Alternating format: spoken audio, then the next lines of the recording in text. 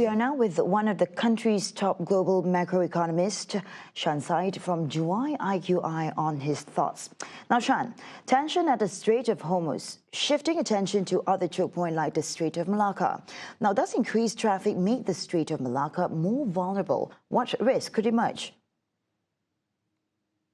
As the stress and strain on Strait of Malacca builds up, the markets is prepared to see the concentration risk. Malaysia is no longer a passive observer. It is structurally embedded into it, geographically, institutionally, and economically.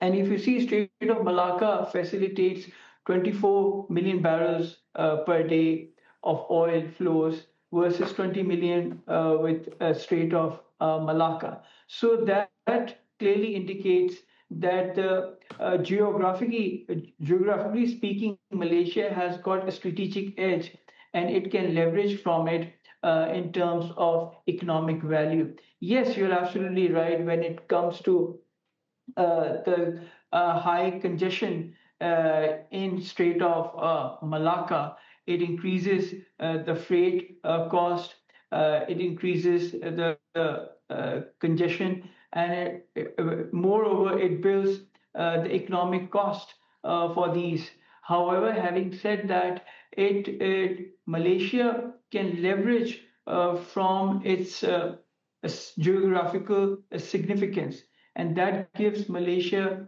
a real advantage. In these current challenging times, Malaysia is not a proximity alone. It has got a deep integration into ports, into facilities, and the energy infrastructure that can sustain the global and regional trade moving forward. Right, Shan, and now touching on global as well. Global supply chain adjust to energy risk. Now, this is rotating towards economy less exposed to oil import, which you mentioned. Now, which ASEAN economy is at the best positioned to benefit from this shift, and which is the most exposed right now?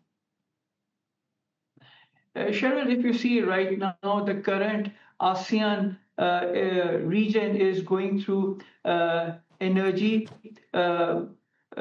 security, regional trade, and global trade balances.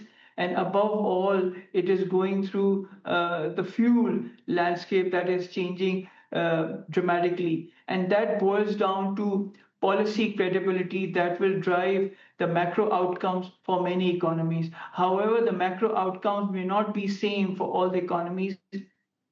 Analyzing Malaysia, Malaysia has got a unique uh, uh, macro architecture, which is a combination of buffer and flexibility. It's a unique amalgamation of buffer and flexibility, having a GDP growth of 5.2%, strong domestic demand.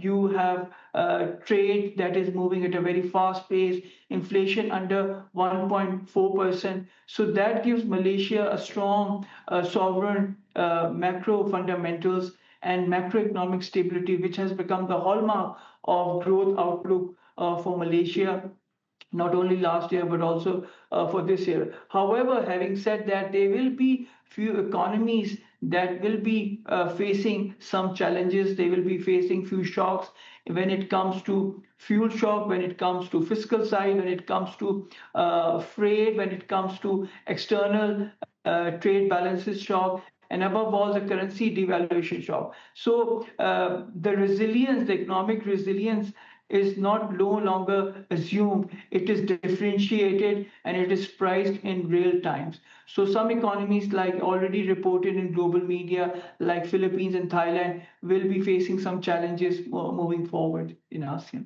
Yeah, since you're on the topic of the nation as well, Shan, the Malaysia plan was built on a stable global environment. Now that external demand is weakening and the logistic cost is rising. Now, this is exposing the fragility of the Malaysia export-led model. What is your take? Does this crisis reveal a structural weakness in Malaysia model, Shan?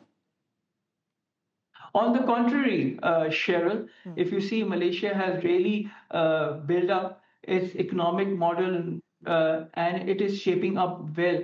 You have the domestic demand that is making strong resilience as compared to external cycles. Then you have the export mix, which comprises of a semiconductor E&E, and that is again a strong signal to the market that Malaysia is not dependent on one single variable when it comes to export mix.